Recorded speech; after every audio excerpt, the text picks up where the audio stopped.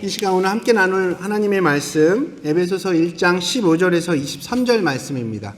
에베소서 1장 15절에서 23절 말씀입니다. 에베소서 1장 15절에서 23절 말씀입니다. 우리 교독하시겠고요. 마지막 23절은 한 목소리로 읽도록 하겠습니다. 15절입니다. 이로 말미암아 주 예수 안에서 너의 믿음과 모든 성도를 향한 사랑을 나도 듣고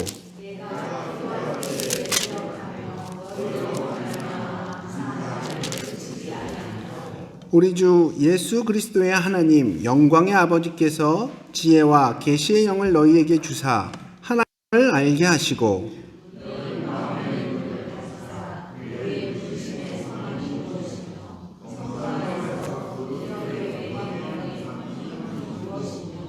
그의 힘의 위력으로 역사하심을 따라 믿는 우리에게 베푸신 능력의 지극히 크심이 어떠한 것을 너희로 알게 하시기를 구하노라.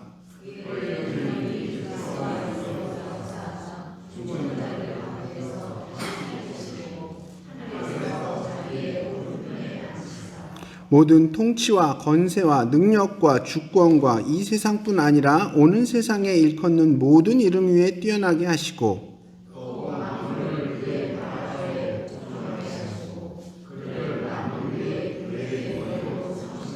함께 읽겠습니다.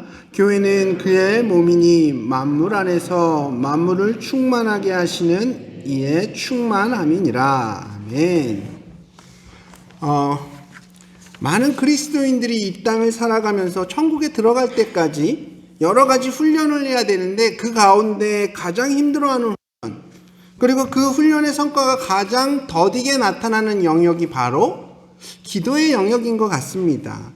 사실 많은 그리스도인들이 예배 가운데 혹은 여러 가지 사역 가운데에 대표 기도자로 뽑힐까봐 두려워하면서 살아가는 것 같아요. 혹시 여기 계신 분들 중에서도 그런 분 계십니까? 대표 기도가 상당히 부담스러우신 분 계십니까?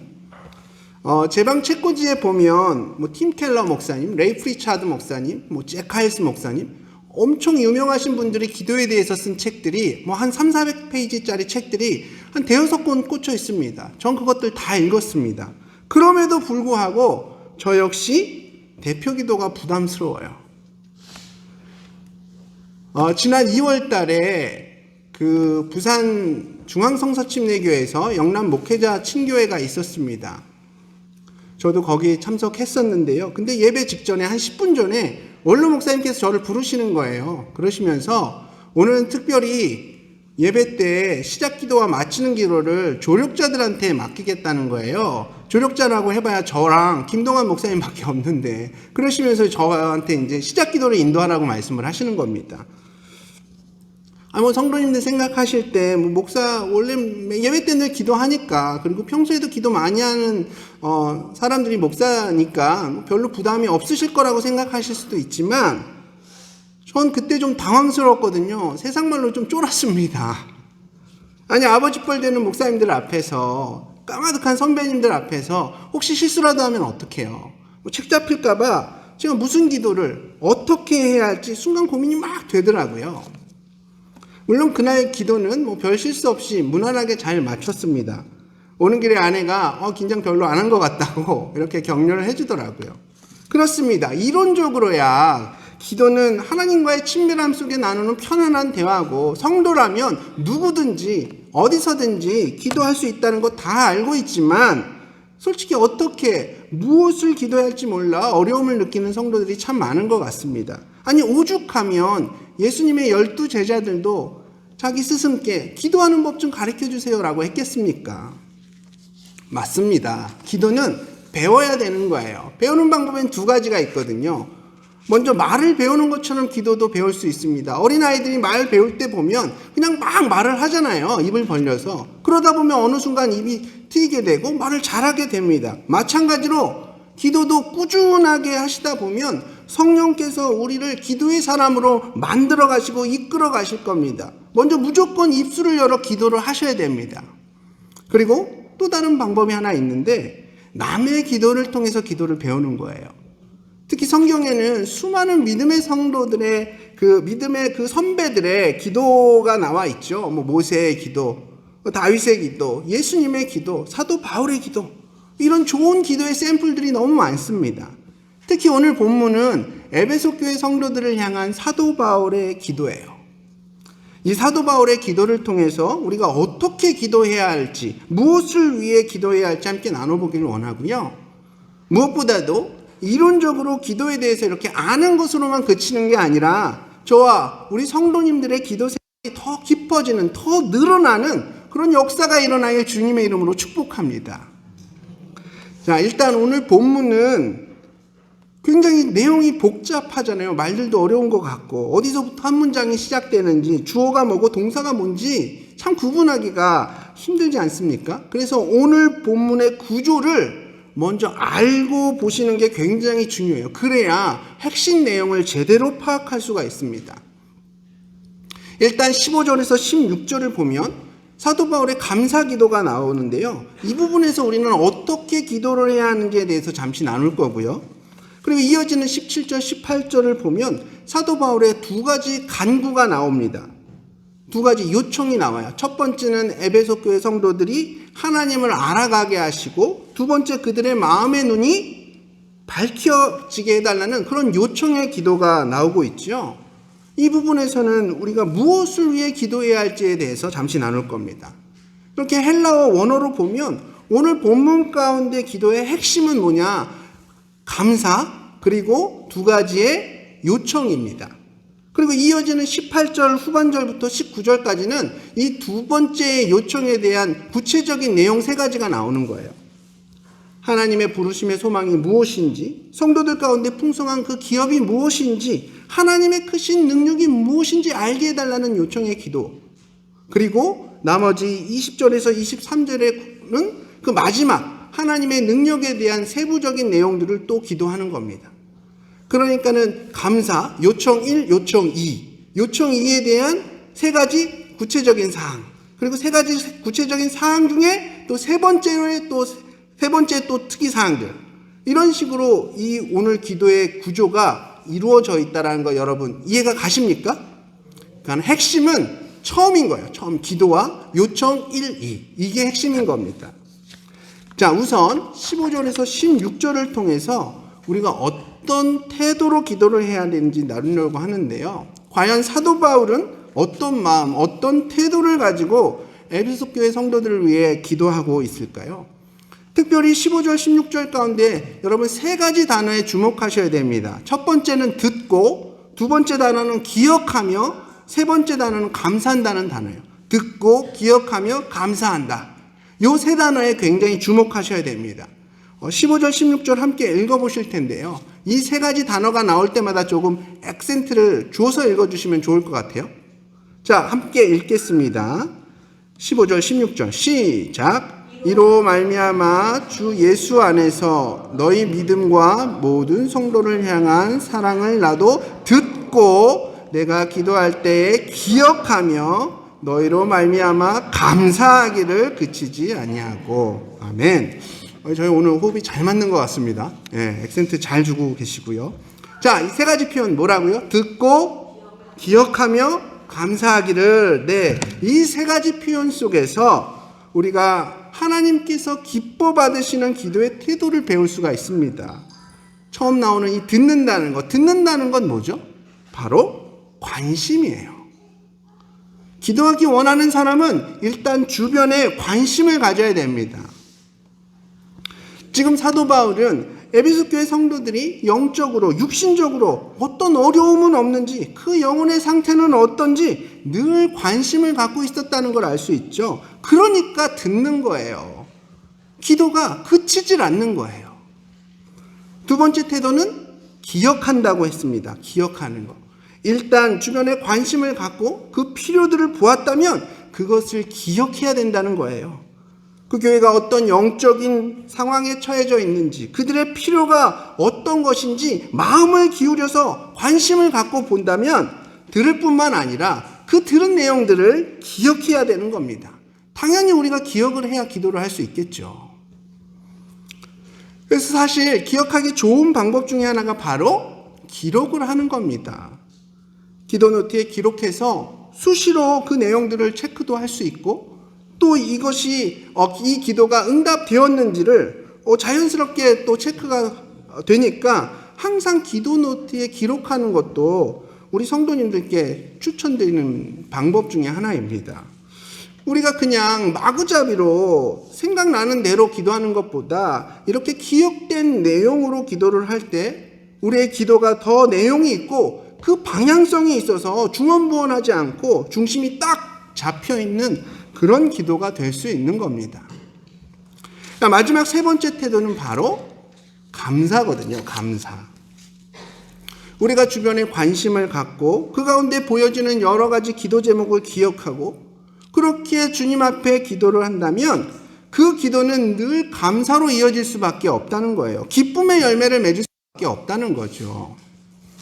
어떤 상황이 좋아서 문제가 해결되어서가 아니라 그 기도 가운데 주님께서 주시는 평안함이 있고 문제의 길이 보이고 함께 하시는 성령님이 느껴지기 때문에 그 기도는 담대함과 위로하심과 또 그런 좋은 경험들을 느꼈기 때문에 감사로 이어지는 거죠. 결코 한숨과 불안과 염려로 맞춰질 수가 없는 겁니다. 그렇습니다. 관심과 기억 그리고 감사, 이것이 바로 우리가 기도할 때 가져야 할 올바른 태도인 거예요. 근데 이렇게 기도의 올바른 태도는 관심과 기억과 감사다 이렇게 구체적으로 정해 놓는다면 어떤 분들은 조금 불편해 하실 수도 있을 것 같아요. 사실 기도가 성령님이 그때그때 이끄시는 대로 하는 게 진짜 기도지, 미리 다 준비해 놓고 계획해 놓고 그게 무슨 기도냐고, 그건 사람이 준비해 놓은 거지 성령님의 이끄심이냐고, 이렇게 반문하실 분도 계실지 모르겠어요. 근데 지체들을 향한 그런 관심을 갖고 그런 관심 가운데 보여지는 여러 가지 기도 제목들을 기록해 놓고 그 가운데 자신이 할 기도를 미리 적어 놓는 것, 그리고 그 써놓은 것을 읽는 것 자체도 성령님의 인도하심 아닐까요? 오히려 기도의 태도 부분에서 더 중요한 건 미리 써놓은 걸 읽느냐 그냥 즉흥적으로 하느냐 이것보다 내 기도가 향하고 있는 그 관심이 선한 관심이냐, 이게 더 중요한 문제입니다. 저는 개인적으로 저희 성도님들이 정말 자녀들을 위해서 더 기도하시고 그 자녀들을 향한 기도가 그저 흩어지는 기도가 아니라 우리 하나님께서 받으시고 감동하시는 기도가 되길 축복합니다. 근데 이건 제가 조금 자주 하는 실수 중에 하나인데요. 제가 저희 아이들을 위해서 기도할 때 제 욕심 가운데 기도할 때가 종종 있더라고요. 이런 기도 가운데 자녀에 대한 관심은 선한 관심이 아닌 거죠. 예를 들면 이런 거예요. 제가 가끔 윤수지수가 공부 잘하는 아이로 자라나길 원하는 마음으로 아이들에게 지혜 주시고 집중해서 끈기 있게 공부하게 하시고 시험 볼 때 실수하지 않고 좋은 성적 받을 수 있도록 이렇게 기도를 하는데, 사실 공부 잘하는 아이로 이렇게 키우는 게 저희 부부의 양육 목표는 아니거든요. 공부를 통해서 주님이 주신 그 달란트를 더 분명하게 찾고 그래서 온전한 주님의 백성으로 자라게 하는 게 주님께서 저에게 허락하신 이 아이들을 향한 양육 목표인데, 제 관심은 오로지 아이들의 성적, 그 성적에만 맞춰져 있는 거예요. 저의 잘못된 관심으로 출발한 이 아이들을 향한 기도는 문제가 생길 수밖에 없습니다. 정작 기도해야 될 것들에 대해서 기도하지 않고 오히려 잘못된 것에 대해서만 기도하게 되는 거잖아요. 윤수지수의 영혼을 위해서 정말 필요한 그런 기도가 있는데 그 영혼에는 별로 관심이 없고 그저 제 눈에 보이는, 제 기준에 못 미쳐서 답답한 아이들의 모습을 보면서 제가 기도하니까 오히려 기도하지 말아야 할 것만 출창 잡고 기도하고, 그런 기도가 어떻게 우리 주님께서 일하시는 선한 기도가 될 수 있겠어요? 비단 자녀에 대한 기도뿐만 아니라 우리가 교회를 위해 기도할 때, 다른 누군가를 위해서 기도할 때 항상 첫 번째 단추가 잘 끼워져야 되는데 그게 바로 선한 관심입니다. 그냥 관심이 아니라 선한 관심. 선한 관심으로부터 출발하는 기도가 바로 하나님께서 기뻐 받으시는 기도가 되는 거예요. 여러분 아멘이십니까? 우리가 선한 마음으로, 주님 주신 그 사랑의 마음으로, 긍휼의 마음으로 주변을 바라볼 때, 그때 비로소 우리의 기도 제목들이 정말 다 보이게 되는 거예요. 그러면 우리 기도가 하나님께서 이끄시는 그런 방향으로 나아가게 되는 겁니다. 그렇습니다. 우리의 기도는 선한 관심으로부터 시작되어야 합니다. 선한 관심으로부터 시작되어야 합니다. 우리 성도님들의 기도가 나를 향한 관심이 아니라 하나님의 뜻을 바라보고 우리 공동체를 먼저 바라보는 그런 선한 마음으로부터 시작되는 기도가 되길 주님의 이름으로 축복합니다. 이어서 우리가 무엇을 기도해야 하는지에 대해 잠시 나눠보려고 하는데요. 아까도 말씀드렸듯이 바울은 두 가지 간구를 하고 있어요. 그 가운데 첫 번째 간구는 에베소 교회 성도들이 하나님을 아는 지식 안에서 자라나게 해달라는 것이고, 두 번째는 그들의 마음의 눈을 밝혀달라고, 이거는 영적인 통찰력을 갖게 해달라는 요청의 기도입니다. 오늘 본문 17절에서 18절 말씀 함께 읽어보실까요? 17, 18절 시작. 우리 주 예수 그리스도의 하나님 영광의 아버지께서 지혜와 계시의 영을 너희에게 주사 하나님을 알게 하시고 너희 마음의 눈을 밝히사 그의 부르심의 소망이 무엇이며 성도 안에서 그 기업의 영광의 풍성함이 무엇이며. 아멘. 자, 첫 번째 요청은 바로 하나님을 알게 하시고 하나님을 아는 지식 안에서 자라나게 해달라는 요청입니다. 자, 그럼 하나님을 아는 지식, 그게 왜 우리에게 중요한 걸까요? 사실 세상 모든 종교에는 다 기도가 있어요. 기도가. 불교 신자들도 부처님께 기도하지 않습니까? 그들은 무려 3,000배를 하며 기도합니다. 이게 정말 체력적으로 장난이 아니랍니다. 그리고 그렇게 절도 그냥 아무렇게나 하는 게 아니라 딱 정해진 방법대로 이렇게 절을 하지 않습니까? 이 절에 익숙한 불교 신자들도 1,000배 하는데 보통 2시간에서 3시간 정도 걸린대요.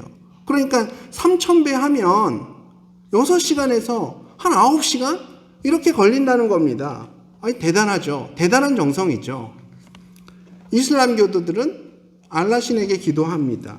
성지 메카, 사우디아라비아에 있는 메카를 향해서 하루에 정해진 시간 5번, 이렇게 그들은 어디에 있든지 무엇을 하든지 그 기도의 시간이 되면 기도합니다. 그래서 요즘은 공항이나 아랍 사람들이 자주 다니는 그런 곳에는 어김없이 그들을 위한 기도실이 따로 준비가 되어 있습니다. 심지어 우리나라의 그 무속신앙, 샤머니즘을 봐도 거기에도 기도가 있어요. 정한수 떠놓고 보름달 보면서 비나이다 하지 않습니까? 손바닥 지문이 닳아 없어질 정도로 그렇게 간절히 기도해요. 그 정성이 얼마나 대단한지 모릅니다. 이렇게 모든 종교에는 믿음과 정성으로 드리는 기도가 있는데, 그렇다면 우리가 하나님께 드리는 그 기도와 다른 종교에서의 기도, 차이점이 뭘까요? 물론 표면적으로는 기도의 대상이 다르겠죠. 우리는 하나님께 기도하고 그 사람들은 각자의 신에게 기도를 하고. 그런데 더 중요한 차이점이 있어요. 그게 뭐냐? 바로 기도의 주체가 다르다는 거예요. 우리가 하나님께 드리는 기도의 주체는 내가 아니라 하나님이 되십니다. 하나님 주체로 우리는 기도를 하는 거예요. 그러나 다른 종교의 기도는 자기 자신이 주체가 되어서 자기 중심적으로 기도를 하는 겁니다. 보통 사람들이 신을 왜 믿냐 하면 내 힘으로 이룰 수 없는 것들을 신의 힘을 빌려서 이뤄내기 위해서 믿는 거예요. 어느 시대나 어느 사회나 어떤 절대자에 대한 그런 믿음과 그에 대한 의존 현상으로서 종교가 생기게 되는 겁니다. 그리고 기본적으로 하나님께서 인간에게 본성적으로 이 종교성이라는 걸 심어주셨어요. 사람들이 내 힘에 대한 그런 한계성에 대해서는 너무 잘 아니까, 인지를 하니까 내 소원 들어줄 절대자에 대한 그 믿음으로, 아니면 그 절대자와 나를 연계시켜주는 그런 무당들, 샤먼들을 바라보면서 자기 바램을 이루기 위해서 정성을 다해서 간절함으로 기도하는 거거든요. 우리 아들 좋은 대학 가게 해주세요. 올해 농사 태풍 없이 풍년 맞게 해주세요. 우리 가족들 무탈하고 건강하게 해주세요. 내가 밀고 있는 저 후보가 대통령 될 수 있게 해주세요. 내 힘으로는 확실하게 제어할 수 없는 수많은 그런 불확실한 것들에 대해서 대부분의 사람들은 자신이 믿고 있는 그 신을 의지하면서 그 불안감을 해소하고 자기 바램을, 자기 욕심을 기도를 통해서 표현하는 거예요. 만약에 이런 이유로 기도를 하는 거라면 신이 누구냐? 그 신이 가지고 있는 뜻이 뭐냐? 이런 거 전혀 중요한 게 아닙니다. 오로지 중요한 건 그 신이 내 기도를 들어주느냐, 내 욕심을, 내 욕망을 채워주느냐 아니냐, 여기에 있는 거예요. 이건 처음부터 내 욕망 때문에 신을 믿는 거고 그저 내 소원 이뤄내는 도구로서 신을 이용하고 있는 거 아닙니까? 이런 기도를 샤머니즘적 기도, 주술적 기도라고 얘기를 합니다. 근데 우리 주님께서는 이런 샤머니즘적 기도를 이방인들의 기도라고 하시면서 책망하세요. 마태복음 6장에 보면 그러므로 염려하여 이르기를 무엇을 먹을까 무엇을 마실까 입을까 하지 말라. 이는 다 이방인들이 구하는 것이라. 너희 하늘 아버지께서 이 모든 것이 너희에게 있어야 할 줄을 아시느니라. 샤머니즘적 기도는 그 기도의 대상이 아무리 하나님이 되어도 우리가 하나님께 드리는 기도라고 할지라도 별로 의미가 없는 거예요. 하나님께서는 우리의 소원을 일방적으로 그냥 다 들어주시는 분이 아니거든요. 우리의 기도가 알라딘의 요술램프 혹은 금나라 뚝딱하면 금이 막 생겨나는 그런 도깨비 방망이, 그게 절대로 아닙니다. 물론 하나님은 우리의 모든 기도를 다 들으십니다. 그래서 다윗도 시편에 고백하기를 여호와께서 내 음성과 간구를 들으심으로 내가 그를 사랑하는도다. 그의 귀를 내게 기울이셨으므로 내가 평생에 기도하리라. 이렇게 고백하고 있지만 우리의 기도는 내 욕망과 내 욕심으로 채워지는 그런 기도가 아니라 하나님의 말씀과 뜻을 따라서 하나님께서 기뻐 받으시는 그런 기도가 되어야 합니다. 하나님께서는 이 세상을 창조하시고 그러나 이 세상은 죄로 타락했습니다. 그런 죄로 타락한 인류를 구원하시기 위해 예수님께서 이 땅 가운데 오셨고 결국 그 예수님이 이 땅 가운데 다시 재림하시는 날 이 모든 세상은 새롭게 회복될 것입니다. 바로 그 사역 가운데에 저와 우리 성도님들을 하나님께서 부르셨어요. 그 부를 소자를 써서 소명하셨습니다. 그리고 구원받은 그리스도인들이 우리 주님의 도구가 되어서 이 땅 가운데 하나님의 나라가 더욱 확장되어지고 더욱 견고하게 세워지는 그 사역의 한가운데로 보내주신 겁니다. 그래서 우리 모두를 보낼 사자를 써서 사명자라고 부르는 거예요. 하나님께서 저와 여기 계신 우리 성도님들을 당신의 자녀로 부르셨습니다. 소명하셨습니다. 그리고 당신의 뜻을 위해서 사명자로 지금 이 자리로 보내신 거예요. 그렇다면 하나님의 소명을 받고 사명자로서 이 땅 가운데 보내심을 받은 우리 그리스도인들에게 하나님을 아는 지식은 너무너무 중요한 거예요. 왜냐하면 하나님에 대해서 더 깊이 알아갈수록 그분의 뜻이 무엇인지, 우리에게 부여된 사명이 무엇인지 더 확실하게 분명하게 알아가는 거니까요. 바로 우리의 기도는 내 욕심과 그 바램들로 채워질 게 아니라 하나님을 더 알아가는, 더 깊이 알아가는 그것으로 자라나는 통로가 되어야 합니다. 사랑하는 우리 성도님들, 다시 한번 말씀드립니다. 우리의 기도는 하나님을 아는 지식 안에서 자라나는 통로가 되어야 합니다. 그래서 사명자로서 주님이 주신 그 뜻이 무엇인지 더 명확하게 알아가시고 주님이 원하시는 그 삶의 모습대로 더 분명하고 온전하게 살아가시는 저와 우리 모든 성도님들 되시길 주님의 이름으로 축복합니다. 자, 이어지는 사도 바울의 두 번째 간구는 마음의 눈을 밝혀달라는 거예요. 마음의 눈을. 그게 뭐라고 그랬죠? 통찰력 달라고 기도하는 겁니다. 18절 초반부를 보면 너희 마음의 눈을 밝히사, 영적인 통찰력을 갖게 해달라는 요청입니다. 통찰력이란 게 뭐냐 하면 그냥 눈에 드러난 현상만 보면서 이해하는 게 아니라 그 현상의 이면까지, 보이지 않는 것까지 꿰뚫어 볼 수 있는 능력이 통찰력이에요. 눈에 보이지 않는 부분까지도 꿰뚫어 보면서 이게 이래서 이런 거구나, 이런 깊은 것까지 깨달을 수 있는 능력이 바로 통찰력인 거죠. 어리석은 사람들은 눈에 보이는 것만 인식하고 그것만 믿습니다. 눈에 보이는 대로만 살아가요. 반면에 우리 그리스도인들에게 가장 중요한 건 뭐죠?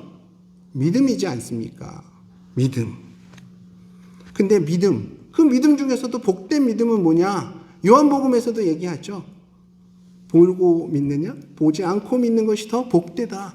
보지 않고 믿는 게 더 복되대요. 진짜 믿음은 보지 않았지만 실제 보는 것처럼 믿는 게 진짜 믿음입니다. 바랄 수 없는 중에서도 내 현실은 하나님과의 약속, 하나님께서 주신 그 약속과 정반대 상황이라도 그럼에도 불구하고 비록 내 눈엔 보이지 않지만 분명히 일하고 계신 하나님의 섭리를 바라보고 믿는 것이 그게 진짜 믿음인 거죠. 진짜 믿음은 이런 영적인 통찰력을 통해서 갖게 되는 겁니다.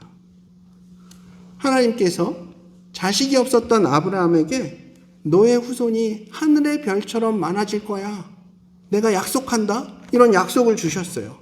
근데 아브라함의 실제 상황은 어떻습니까? 이미 100살이 되었고 아내 사라는 90살이 되었고 이미 오래전에 폐경이 됐어요. 그럼에도 불구하고 로마서 말씀을 보면 약속을 바랄 수 없는 중에도 바라고 믿었다고, 오히려 그 믿음이 약해지지 않고 더 견고해졌다고, 하나님께서 약속을 능히 이루실 거라고 확신했다고 사도 바울은 이 아브라함의 믿음에 대해서 평가하고 있습니다. 그리고 하나님께서는 그런 아브라함의 믿음을 의로웠다고 말씀하고 계세요. 저와 여러분 역시 아브라함이 가졌던 그 믿음, 보지 않고도 믿을 수 있는 온전한 믿음, 바로 영적인 통찰력을 갖게 되시길 주님의 이름으로 축복합니다. 통찰력이 왜 중요하냐 하면 이게 바로 우리 가치관을 결정하기 때문에 그래요. 모든 부모들에게 자녀 교육 굉장히 중요한 이슈죠. 관심 있는 분야입니다. 과연 자녀 교육 어떤 가치관 속에서 이루어져야 할까요? 성경적인 자녀 교육이란 게 과연 뭘까요?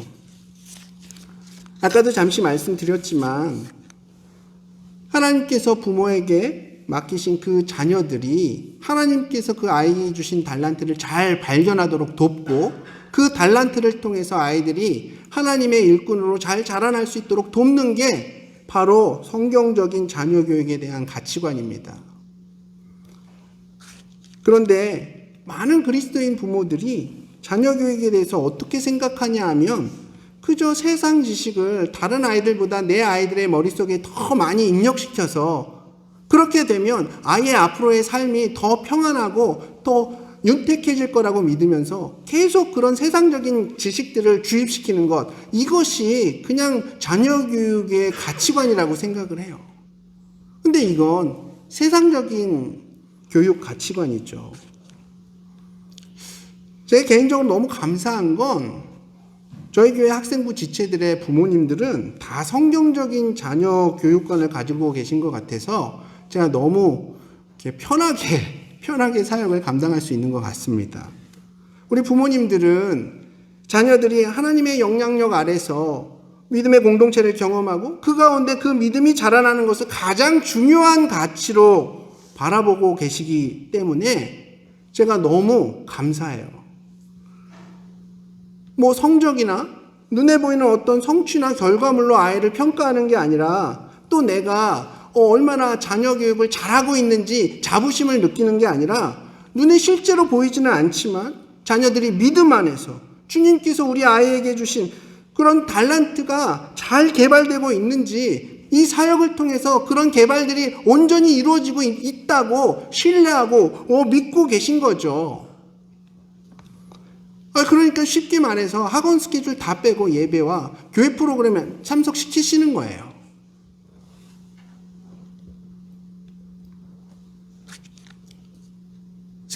부모들을 학원 스케줄이 가장 1번입니다.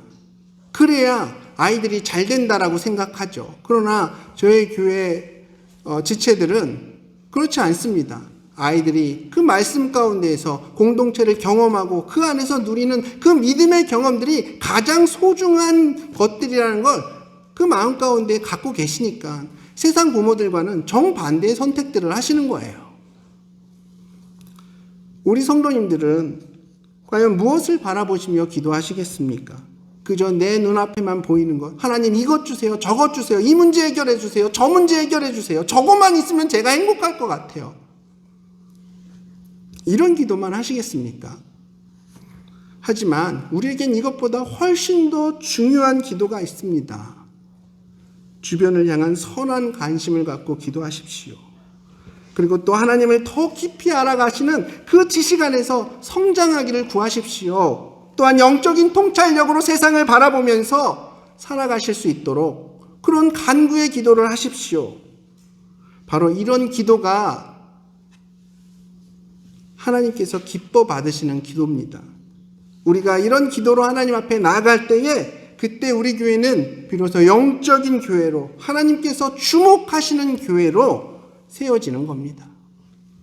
모이기만 하면 그저 세상 자랑들 쏟아놓고 그것으로 내 존재 확인하고 행복감 찾아가는 그런 세상이 그런 어떤 모임이 아니라 하나님이 베푸시는 그 놀라운 하늘의 복을 사모하고 그 가운데 드러난 하나님의 역사들을 간증하는 더 영적이고 우리 주님께서 기뻐하시는 그런 믿음의 공동체로 세워지는 우리 울산 성서침례교회가 되길 축복하며 오늘 말씀을 마치도록 하겠습니다.